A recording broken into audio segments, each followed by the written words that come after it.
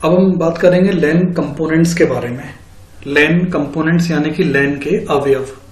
अवयव मतलब होते हैं कंपलसरी पार्ट्स, यानी वो पार्ट्स जिनके बिना काम ही ना चले और वो पार्ट जो बहुत ज्यादा जरूरी हैं किसी भी एक्टिविटी के परफॉर्म होने में। तो लैन अभी पिछली क्लासेस में हम समझ ही रहे हैं कि जब हम आसपास के कंप्यूटर्स को आपस में कनेक्ट करते हैं ताकि उनके बीच में सूचनाओं का आदान प्रदान हो सके, तो ऐसे नेटवर्क को हम लोकल एरिया नेटवर्क यानी लैन के नाम से जानते हैं। अब इसी लैन को बनाने में या यूं कहें कि आसपास के कंप्यूटरों को कनेक्ट करने में जो पार्ट्स बहुत ज्यादा मैंडेटरी हों, मतलब जिनके बिना काम ही ना चले, तो ऐसे पार्ट्स को कंपोनेंट्स ऑफ लैन कहा जाता है।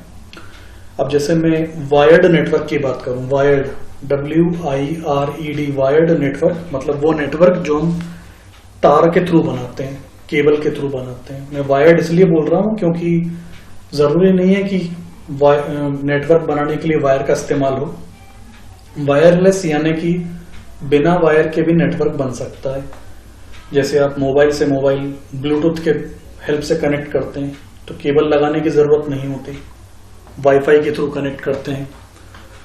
तो ब्लूटूथ हुआ, वाईफाई हुआ, ये सभी वायरलेस कनेक्टिविटीज हैं, यानी कि बिना किसी वायर के भी डिवाइसेस को आपस में कनेक्ट किया जा सकता है।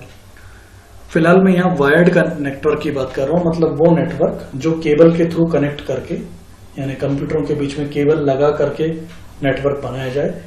तो ऐसे नेटवर्क में स्वाभाविक है कि केबल की जरूरत तो पड़ेगी, बिना केबल के तो वायर्ड नेटवर्क हो ही नहीं सकता। तो लैन कंपोनेंट्स के कुछ एग्जांपल्स दिए हैं, जैसे कि केबल एक बहुत कंपलसरी कंपोनेंट है अगर हम केबल वाले नेटवर्क की बात करें। ऐसे ही NIC, NOS जिनके बारे में हम आगे पढ़ेंगे, लेकिन अभी फिलहाल आप यूं समझ लीजिए कि लैन बनाते समय जो पार्ट्स बहुत ज्यादा कंपलसरी हैं, जिनके बिना काम हो ही नहीं सकता, जिनके बिना लैन बन ही नहीं सकती, ऐसे पार्ट्स को कंपोनेंट्स कहा जाता है, कंपोनेंट्स ऑफ लैन। और वो कंपोनेंट्स ये हैं सबसे पहले मीडिया, जो मैंने आपको बताया, केबल। अब जब वायर्ड नेटवर्क बनाया जाता है तो उस नेटवर्क में सूचनाओं का आदान प्रदान केबल के थ्रू होता है।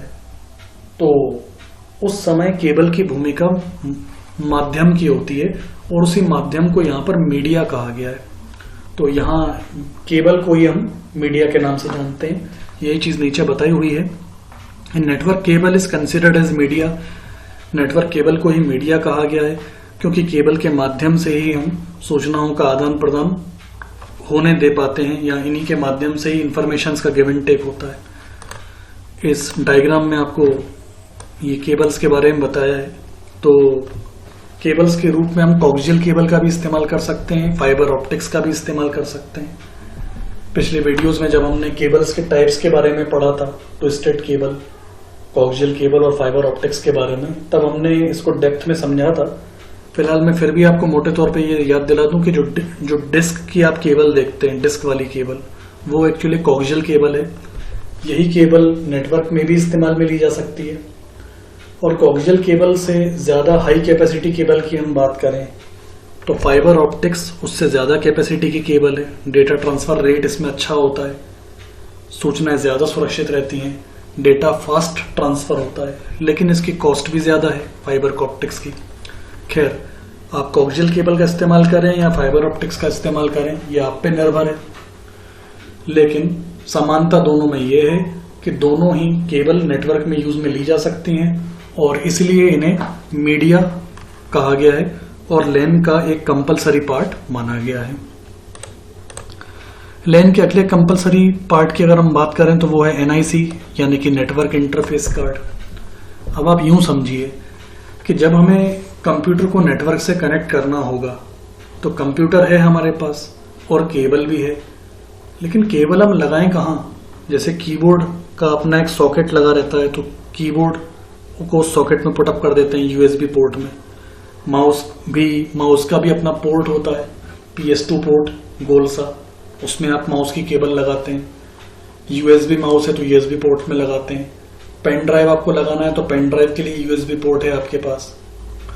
प्रिंटर लगाना है तो प्रिंटर के लिए प्रिंटर वाला पोर्ट है आपके पास। कंप्यूटर सिस्टम की बात हो रही है यहाँ, तो कंप्यूटर सिस्टम में पोर्ट्स लगे हुए रहते हैं जिनमें आप केबल्स को कनेक्ट करते हैं।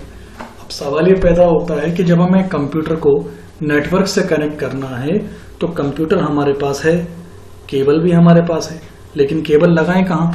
तो कंप्यूटर सिस्टम में आप पीछे की ओर देखेंगे तो आपको इस तरह का ये एक सॉकेट मिलेगा। इस तरह का सॉकेट आपको पीछे दिखाई देगा। इसमें आपको केबल अटैच करनी है इस सॉकेट के अंदर। अब ये जो कार्ड आप देख रहे हैं ये पूरा कार्ड कहलाता है नेटवर्क इंटरफेस कार्ड। यूं समझ लीजिए कि अभी के समय में डेवलपमेंट ऐसा हो चुका है कि अब इन कार्ड्स की जरूरत होती नहीं है। कंप्यूटर सिस्टम के मदरबोर्ड में ये सॉकेट आपको ऑलरेडी मिलेगा। फिर से एक बार बता दूं, अब इतनी टेक्नोलॉजी आगे बढ़ चुकी है कि इन कार्ड्स को हमें स्पेशली खरीदना नहीं पड़ता है। ये गए समय की, पुराने टाइम की बात हो गई। पुराने समय में क्या होता था, जब कंप्यूटर को नेटवर्क से कनेक्ट करना हो तो ये कार्ड खरीद के आना पड़ता था, और इस कार्ड को आम भाषा में बोला जाता था लैन कार्ड। ये लैन कार्ड खरीद के आते थे और मदरबोर्ड में इसको अटैच कर देते थे। ये जो पार्ट आप देख रहे हो, ये पार्ट मदरबोर्ड में अटैच हो जाता था और ये सिरा बाहर दिखाई देता था और इस सिरे में केबल कनेक्ट हो जाती थी। तो ये गए जमाने की बात हो गई। अब मदरबोर्ड में ये इनबिल्ट आता है। इनबिल्ट मतलब अब आपको NIC खरीदने की जरूरत नहीं है। ऑलमोस्ट आपको लैपटॉप पर भी ये स्लॉट ऑलरेडी दिखेगा। कंप्यूटर आप खरीद के आओगे तो भी एक सॉकेट आपको ऑलरेडी दिखेगा। अब कभी अगर बाय चांस ये सॉकेट नहीं है, बाय चांस, तो फिर आपको ये कार्ड परचेज करना होगा, मदरबोर्ड पे यहाँ से अटैच करना होगा, जिससे ये सॉकेट बाहर दिखाई देगा और इसी में नेटवर्क की केबल अटैच होगी। कुल मिला के नेटवर्क कनेक्टिविटी के लिए इस सॉकेट का दिखना या होना बहुत ज्यादा जरूरी है। इसलिए केबल के बाद ये भी एक मैंडेटरी कंपोनेंट है, कंपलसरी पार्ट है। अब बात करते हैं तीसरे कंपलसरी पार्ट की, वो है नेटवर्क ऑपरेटिंग सिस्टम। तो हमने पहले भी समझा है कि जितना जरूरी हार्डवेयर होता है उतना ही ज्यादा इंपॉर्टेंस सॉफ्टवेयर का भी होता है। अब आप कंप्यूटरों को कनेक्ट करने के लिए केबल ले आए, कंप्यूटरों को कनेक्ट करने के लिए आपने कार्ड भी लगा दिया, मान लो उसमें नेटवर्क कार्ड भी है, इनबिल्ट है, सब कुछ चीजें हैं। लेकिन ऑपरेटिंग सिस्टम ऐसा नहीं है जो नेटवर्क की रिसोर्सेज को मैनेज कर पाए।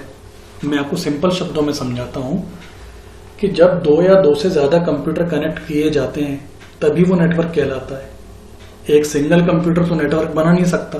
नेटवर्क वो तभी कहलाएगा जब कंप्यूटरों की संख्या 2 या 2 से ज्यादा हो। अब 2 या 2 से ज्यादा, मान लो 5 कंप्यूटर आपस में कनेक्ट किए, तो स्वाभाविक है जब 5 कंप्यूटर आपस में कनेक्टेड हैं तो वो आंतरिक रूप से तो एक हो चुके हैं क्योंकि कनेक्टेड हैं, इंटरनली वो एक हो गया। लेकिन 5 कंप्यूटर पे यूजर्स 5 बैठेंगे। अब ये 5 यूजर्स एक टाइम में 5 ऑपरेशन तो करेंगे कम से कम। एक यूजर एक ऑपरेशन करेगा तो 5 यूजर कम से कम 5 ऑपरेशन करेंगे। अब 5 ऑपरेशन एक टाइम में तो 5 रिक्वेस्ट जनरेट होंगी, 5 तरह के इंस्ट्रक्शन, 5 तरह के निर्देश जनरेट होंगे। अब इन निर्देशों को जनरेट करने के बाद जो ये रिक्वेस्ट ऑपरेटिंग सिस्टम के पास जाएंगी तो ऑपरेटिंग सिस्टम भी इस काबिल होना चाहिए कि वो 5 अलग अलग तरह की रिक्वेस्ट को ले पाए, उन्हें रिस्पॉन्स कर पाए। स्वाभाविक है मल्टी यूजर ऑपरेटिंग सिस्टम चाहिए रहेगा।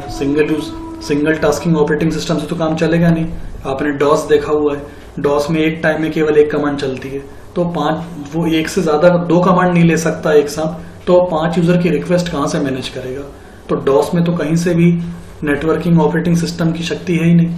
तो विंडोज भी ठीक है, आप विंडोज को भी नेटवर्क ऑपरेटिंग सिस्टम के तौर पे यूज कर सकते हो, लेकिन विंडोज के सभी वर्जन्स भी इतने कैपेबल नहीं है कि वो नेटवर्क पर पूरी सक्षमता से काम कर पाए, क्योंकि बहुत सारे यूजर्स से रिक्वेस्ट लेना, उन सबकी रिक्वेस्ट को मैनेज करना, उन सबके जवाब देना, इसमें थोड़े ज्यादा अच्छे ऑपरेटिंग सिस्टम की जरूरत है।